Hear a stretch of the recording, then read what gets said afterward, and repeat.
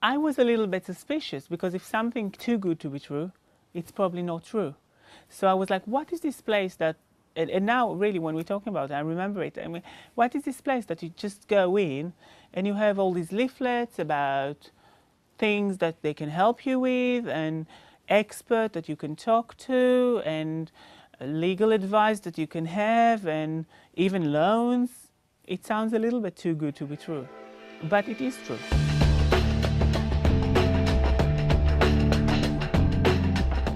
Fashion is a kind of very tricky thing because there's a fine line between like the whole art and business, and fashion is like just in between that kind of borderline, and you need to kind of walk on it right. I've realized after graduating the college that if I would like to do what I want, how I want, I would have to set up my own organization. And that's when I came to LSBC.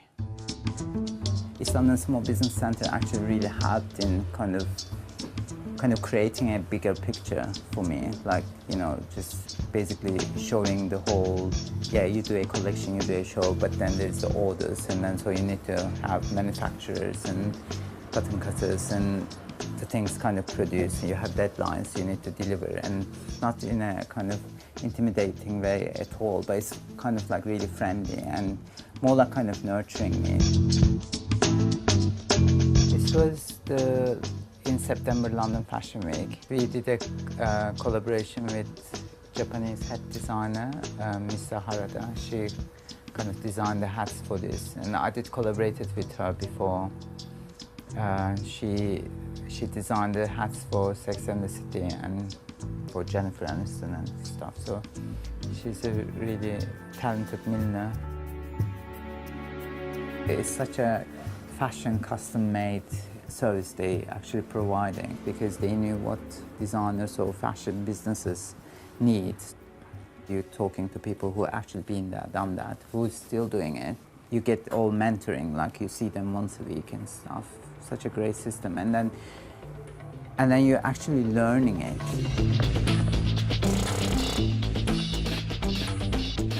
We have clothes that have been finished and ready to go to shops in the UK and abroad. When I'm actually designing something, I quite like just pulling one fabric and then just see how it drapes. If you look up, you have all our mess and archive from previous seasons. We always develop shoes and boots for the fashion shows. Now if you go over there,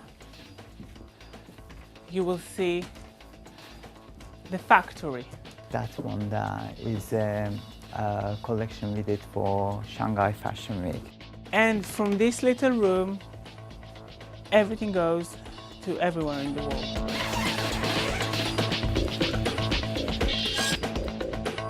Helping secure a studio when you're just starting your own label, it's a massive help. And again, this is an example how East London Small Business Centre step out in what I call grey area. Without that, we wouldn't get this place. And if I wouldn't get this place, I wouldn't be able then to create the pieces which I created later on. Those pieces were submitted to the British Fashion Council. Then we got New Generation Award. Because of that, we were able to show an international trade fair in September. And that really was the start of the brand. Within 6 months of setting the company, we started to trade. And that's where, again, East London Small Business Centre stepped in with a short-term clothing fund. It was focused and it was quick, and there was a check, and we could start work and buy fabric and hire people and make this order. This is from L collection. We had a review of both the Aussie Clark collection. This is from Marie Claire. That's from the Financial Times. They had to choose the 100 most influential people in fashion, and we got to be one of them. I don't think it would have been like a long-term thing for me, like if I didn't get the whole support and the knowledge of it.